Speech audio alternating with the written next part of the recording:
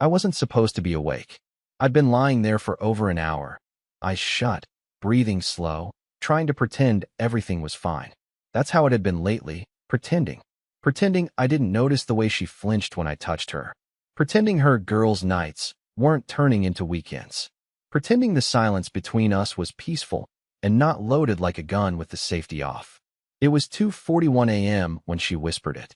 She thought I was asleep, and maybe I was supposed to be, but I wasn't. I turned to face the wall so she couldn't see the tear stains on my pillow. She got out of bed quietly, tiptoed out of the room like I was some fragile statue that might shatter if I stirred. I heard her pad across the hallway floor, then the click of her phone being unlocked. Then, her voice. I hate this. I hate waking up next to him. My chest tightened. No, he's not asleep. Not really. He just lies there. All the time. Like a houseplant. There was a pause. I imagined the person on the other end laughing. I imagined them asking what I looked like asleep. I imagined them calling me names I'd never hear. I can't even stand being in the same room with him anymore. It's like suffocating. That's the word that broke me. Suffocating. You know how it feels to realize that the one person you've bent your entire existence around can't even bear to inhale near you? My fingers curled into the bedsheet. I kept my back to the door. I didn't move. Not even when I heard her laugh. That fake, breathy laugh she used to give me when we were still something. Then came the final blow. I think I'd rather he just left. And that's exactly what I did. I waited until I heard the water running in the bathroom. Then I got out of bed, packed a bag silently in the dark, left my wedding ring on the windowsill, and walked out without a sound. She didn't hear the door close. She didn't know she'd said it loud enough for me to hear. But she'd find out. And when she did, her reaction wasn't confusion or guilt or even sadness. It was panic. Because I didn't just walk away from our bed. I walked away from the life she thought I was too weak to ever leave. I didn't sleep that night. Not really. I drove around the city with the heater on, just circling aimlessly with my bag in the back seat and the ghost of her words echoing louder than my engine. I think I'd rather he just left. You'd be amazed how cold a car feels when the only thing keeping you warm is heartbreak. Around 6 a.m., I parked in an empty grocery lot and sat there, still gripping the wheel like I was bracing for impact. I didn't cry. Not yet. But my hands were shaking. By 7:12, she texted, "Where are you?" Then at 7:16, "Did you go to work early?" And then at 7:23, "Curtis, what the hell?" I didn't respond. I turned off my phone and watched the screen fade to black. That felt like a metaphor, honestly. Like everything I'd been holding together with tape and blind hope had finally powered down. I couldn't go back. Not after hearing that. Not after realizing I had become background noise in a life I helped build. A few hours later, I checked into a cheap roadside inn with a broken vending machine and a sour smell I couldn't place. The woman at the front desk asked if I was okay. I lied and said I just needed a quiet place to write. She smiled like she believed me, which somehow hurt more. It made me realize how many strangers would treat me kinder than my own wife. Back home, though, things were unraveling quickly. When I finally turned my phone back on that evening, I had 12 missed calls, 6 texts, 1 voicemail. She never leaves voicemails. So I listened. Her voice was shaky. Not angry. Not confused. Panicked. "I just woke up and your stuff is gone. I don't know what this is, Curtis. If you're trying to make a point, just come home and talk. You don't get to just disappear like this. Not without saying something." But she had said something. She said everything. While thinking I was asleep. That was the point. I didn't call her back. Instead, I went online and froze our joint bank account. I transferred what was legally mine to a separate card. I locked down my credit. I wasn't trying to be cruel. I was trying to be smart. For once.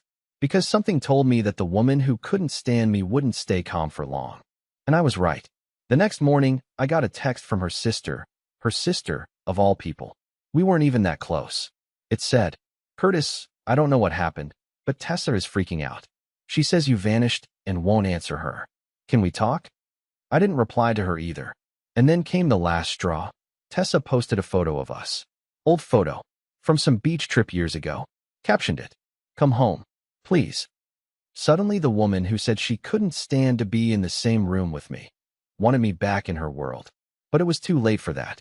Because while she was scrambling to figure out where I went, I was already making calls to someone I never thought I'd speak to again, someone who told me everything I was never supposed to know.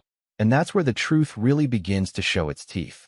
The thing about silence is, it makes people nervous, especially people with something to hide. And Tessa? Her silence didn't last long. By day 2, the text had turned from "please come home" to "what are you doing?" and then, like clockwork, to "you're being ridiculous." But I wasn't being ridiculous. I was finally being honest with myself.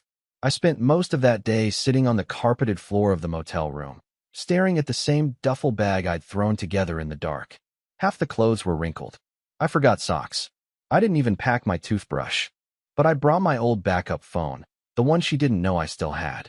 And on that phone, I had one number saved that I'd never had the courage to call before. Her ex-best friend, Mallory. Now, I know how that sounds. Messy. Dangerous. But here's the thing. Tessa and Mallory had a falling out about a year ago. I never asked for details because it sounded like girl drama, and I was always too tired to get involved. But Mallory had once told me, back when we were still on good terms, "Curtis, if you ever feel like something's off, you come talk to me. Don't let her mess with your head." At the time, I laughed it off. But now, I couldn't stop thinking about it. So I called. Mallory picked up on the second ring, and before I could even explain why I was reaching out after all this time, she said, "You found out, didn't you?" My stomach turned cold. I didn't even know what I had found out yet. So I told her everything, what I overheard, how I left, how Tessa was freaking out now that I was gone. There was this long pause on the other end. I thought she hung up. Then she whispered, "You need to know the truth, Curtis. And you need to hear it from someone who doesn't owe her loyalty anymore." And that's when everything started unraveling faster than I could keep up. Mallory didn't hold back. She told me Tessa had been emotionally checked out of our marriage for over a year, that the team outings were real, but that someone on her team had become more than just a colleague.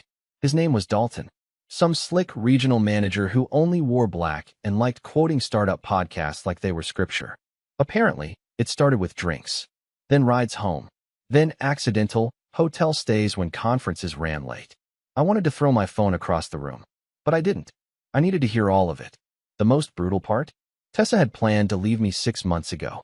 She had been slowly pulling away on purpose, creating distance, picking fights she could blame on me. But when Dalton refused to commit to her outside of their little secret affair, she panicked. And she stayed. Not because she loved me, but because she didn't want to be alone. Mallory said she kept quiet for a long time, but the way Tessa talked about me, mocking me, calling me a backup plan, it disgusted her. That's why their friendship ended. Tessa thought Mallory was jealous. The truth was, Mallory just couldn't stomach the lies anymore. By the time the call ended, I was shaking. Not just with anger, but with a weird sense of relief. Like I'd finally confirmed I wasn't crazy. That the coldness, the distance, the way she looked through me like I was a shadow in my own home, it wasn't all in my head. It was calculated. But now, I was the one with control. And Tessa? She had no idea I knew everything. I took a deep breath, grabbed a notepad from the drawer, and started planning my next move. I wasn't going to scream. I wasn't going to fight. I was going to let the truth collapse on her all by itself. And when it did, she'd be the one left gasping for air. By the third day of my silence, Tessa was unraveling faster than I could have imagined. I stayed hidden. I didn't post anything. Didn't tell friends where I was. I became a ghost in my own story, and apparently, that scared her more than any fight ever had. The woman who once whispered that she couldn't stand to breathe the same air as me was now posting desperate quotes on Instagram stories and texting things like, "Can we talk like adults?" Or, "I don't want to lose everything over a misunderstanding." Misunderstanding. That word lit a fire in my chest every time I saw it. Meanwhile, I wasn't just sitting on motel sheets eating vending machine chips. I was collecting receipts. I messaged Mallory again and asked if she had anything concrete. I expected vague details, maybe some screenshots. What she sent me instead was a file. An actual folder she'd saved on her phone. Photos. Audio snippets.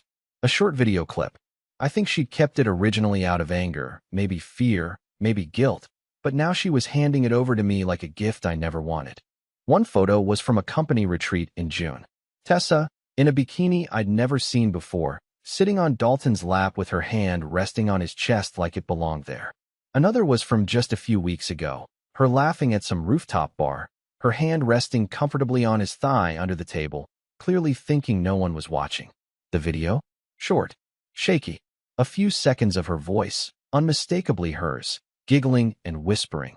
Curtis still thinks I'm in yoga class. I nearly dropped the phone. My hands were ice. I watched it again just to be sure. The way she said it, not with guilt, but with smugness, it gutted me more than any scream ever could. But here's the part one didn't expect. That same morning, Dalton's wife messaged me. Yup, turns out Mallory didn't just send the files to me. She sent them to her, too. Her name was Kaylin, and she didn't waste time. Her message was cold and surgical. I believe we have something in common. I think it's time they both find out what that feels like. Now suddenly, this wasn't just me quietly escaping a toxic marriage. This was a slow, calculated demolition of a lie two people had wrapped themselves in for months. Tessa still had no idea I knew about Dalton, let alone that I'd spoken to his wife. She thought I was out sulking, sleeping in my car, waiting to come crawling back. So I gave her exactly what she was waiting for. I messaged her. Just one line. Meet me at the cafe on 14th, noon tomorrow. No lies this time. She replied in seconds. Yes. Thank God. I've missed you. She had no idea what was waiting for her at that table. And I made sure Dalton had no idea, either. Because I wasn't walking into that meeting alone. And by the time it ended, neither of them would be able to pretend anymore. I got there 10 minutes early.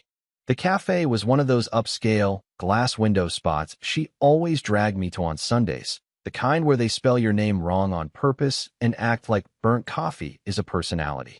I chose the table by the window, not for the view, but because I wanted her to see me waiting. I wanted her to walk in and think, for just 1 second, that maybe she still had control of the narrative, that maybe I was here to talk things out, that maybe she could twist this into another emotional reset where she played the misunderstood wife and I played the desperate fool begging for her affection. But the difference this time was simple. I wasn't alone in this story anymore. I saw her before she saw me. She was wearing that soft pink coat, the one I bought her 2 Christmases ago. I remember thinking she looked stunning in it back then. Now, all I saw was the costume of someone rehearsing a lie. Her steps were slow, hesitant. Her eyes were scanning, and when they landed on me, she smiled. Not with relief, with calculation. Like she thought she was about to win something. She sat down across from me, took off her coat like it was a show, and tilted her head. You look tired, she said, like it was concern. Like she didn't know she was the reason I hadn't slept in 3 days. I didn't respond to that, just nodded toward the counter. You want anything? She shook her head. No, I just want to talk. I think we've both been under a lot of stress lately. I said things I didn't mean. I didn't know you heard me that night. That was the first twist of the knife. She knew, and she'd still spent days lying to my silence.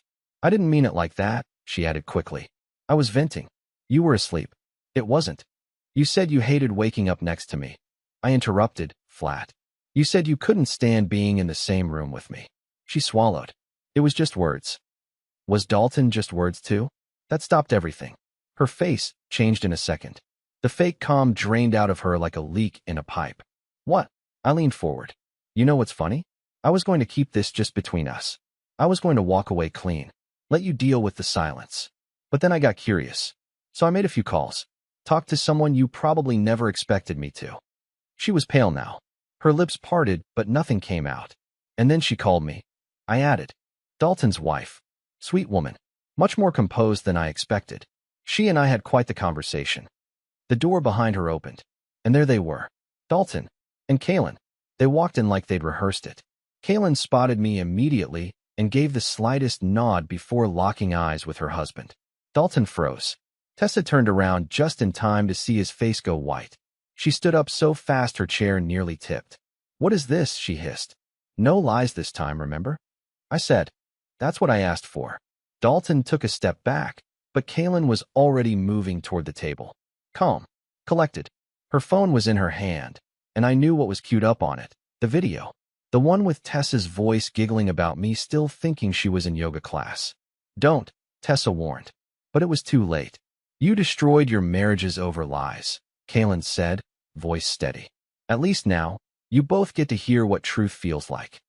And right there, in the middle of that trendy cafe with the polished floors and curated playlists, the entire charade fell apart. Tessa couldn't even look at me. Her eyes darted between us like she was searching for an exit. Dalton mumbled something about being set up, but no one listened. It didn't matter anymore. The damage was done. No screaming. No slapping. Just four people standing in the ruins of a secret that had been lived like a second life. I didn't wait for her to explain. I didn't ask her to apologize. I just stood up, placed my wedding ring on the table between us, and walked out. And this time, she saw me leave. I didn't go back to the motel. I didn't need to. Something in me had shifted the moment I walked out of that cafe.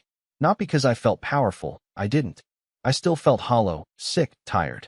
But at least now everything was out in the open. No more pretending. No more lies being whispered when I wasn't supposed to hear. Everyone knew. Every mask had been ripped off. What I didn't expect was how quickly Tessa would lose control. Less than 3 hours after the cafe explosion, I started getting calls from mutual friends, people we hadn't spoken to in months. Apparently, Tessa had started telling them I'd set her up, that I ambushed her, that I was manipulating her trauma for revenge. She even claimed I was working with Kaylin to ruin her life, out of jealousy. It was so absurd I actually laughed out loud the first time I heard it. Then I realized she was serious. She was trying to rewrite the entire thing. She even posted a long, vague status online about toxic men weaponizing silence, and fake allies who pretend to help women heal while secretly resenting their strength. She didn't name me, of course, but everyone knew. I was the ghost in every sentence. And people, mostly her work friends, started messaging me, accusing me of emotional abuse. Me, the guy she said felt like suffocating air. I didn't respond. I didn't defend myself. I didn't even open most of the messages. But it hurt. Of course it hurt. Because while she played the victim in public, I was the one alone in a rented room with a bag of clothes that still smelled like home. And yet, something told me this was just her first move. Because when Tessa realized the public sympathy wasn't enough to bring me crawling back, when she realized I wasn't going to fight her online or beg her to stop, she took it one step further. She showed up at my sister's house, unannounced, crying. And the story she told my family? It was a masterclass in manipulation. I found out from my sister's husband. He texted me while I was sitting in my car outside a laundromat, waiting on the world to make a little sense again. The message was short. Just, Tessa's here. Should I ask her to leave? I called him immediately. What do you mean she's there? She showed up crying. Said she didn't know where else to go. Said she needed to talk to your sister, woman to woman. I told him to let her say whatever she needed, and to listen, carefully. Now, my sister Maureen doesn't take sides easily. She's one of those no-nonsense types, sharp as a razor but always polite. She and Tessa were never close, but Maureen always gave her the benefit of the doubt. So when Tessa showed up at her door with red eyes and a trembling voice, Maureen sat her down and listened. But what Tessa didn't know, and what I had counted on, was that my sister doesn't just listen. She remembers every word. Tessa started with apologies. Soft ones. The kind that don't really say anything. I know I hurt him. I didn't mean for things to get this far. We both made mistakes. Classic stuff. Safe. Vague. Manipulative. But then she slipped. She said something that didn't match the performance. She said, I just thought he'd be too passive to actually do anything. My sister told me that's when she stopped playing nice. Too passive, Tessa had said. I didn't think he'd react like this. I thought he'd just wait until I cooled off. Maureen asked her, point blank. Wait for what? For you to stop lying? For your affair to end? Or for him to forget you said he suffocated you? Tessa froze. Tried to backtrack. But it was too late. Maureen told her, in the calmest voice imaginable, you didn't come here for closure. You came here to fix your image. You wanted someone in his family to forgive you first, so when the truth spread, you'd have a defense. Tessa left within 5 minutes. No more tears. No more shaking hands. Just silence, and the sound of a door closing a little too hard behind her. She texted me later that night. I don't even know who you are anymore. I almost replied. I had the words typed out, but then I deleted them. Because she was right. She didn't know me anymore. She'd built her world on the version of me who stayed quiet, who swallowed pain, who slept beside her without knowing she was planning to replace me. But that version of me was gone. And tomorrow, she was going to find out just how far gone I really was. I didn't seek revenge. That was never the goal. I wasn't trying to destroy her life or drag her through the mud like she did to me behind my back. No, I didn't need to. Tessa had already lit the match the moment she said she couldn't stand waking up next to me. All I did was step back and let the fire show itself. The day after she left my sister's house, the truth caught up to her in ways I didn't expect. Word spread. Not from me. I never posted a single thing, but from people who finally felt free to speak. Friends of hers started messaging me privately, saying they were sorry for believing her story. One of her coworkers sent me screenshots from their group chat, where she was tearing into anyone who didn't immediately defend her. I didn't reply to any of them. I didn't need to. I was already moving forward. What she never realized is that the worst thing you can do to someone who's spent years being invisible is finally see them, and then try to erase them again. She tried to pretend I didn't matter until I vanished completely. And when I did, she realized just how much of her life had been built on my quiet presence. The rent, the routines, the stability, the support. When I pulled it all away, not out of spite, but for my own peace, her entire world became hollow. Meanwhile, mine started to fill again. I got a place 2 towns over. Small, but warm. No reminders of her. No echoes of old fights in the walls. Just my own furniture, my own groceries, my own quiet. For the first time in years, silence didn't feel like punishment. It felt like peace. One evening, I ran into Mallory at a bookstore, completely by accident. We stood there, awkwardly at first, surrounded by shelves of paperbacks and people pretending not to eavesdrop. Then she smiled. And I did too. It wasn't romantic, not yet. But it was real. And it wasn't built on lies. I've been seeing a therapist. Something I should have done long ago. We talk a lot about patterns. About why I ignored the signs. About why I stayed in a home where I felt like a ghost. I'm starting to realize that I wasn't weak for loving someone who didn't love me back. I was just hopeful. And hope is only a weakness when you hand it to the wrong person. As for Tessa, the last message she ever sent me said, "You didn't have to humiliate me." I never replied, because she still doesn't get it. I didn't humiliate her. She did that all on her own. I just stepped out of the way, and I finally gave myself permission to stop begging to be loved.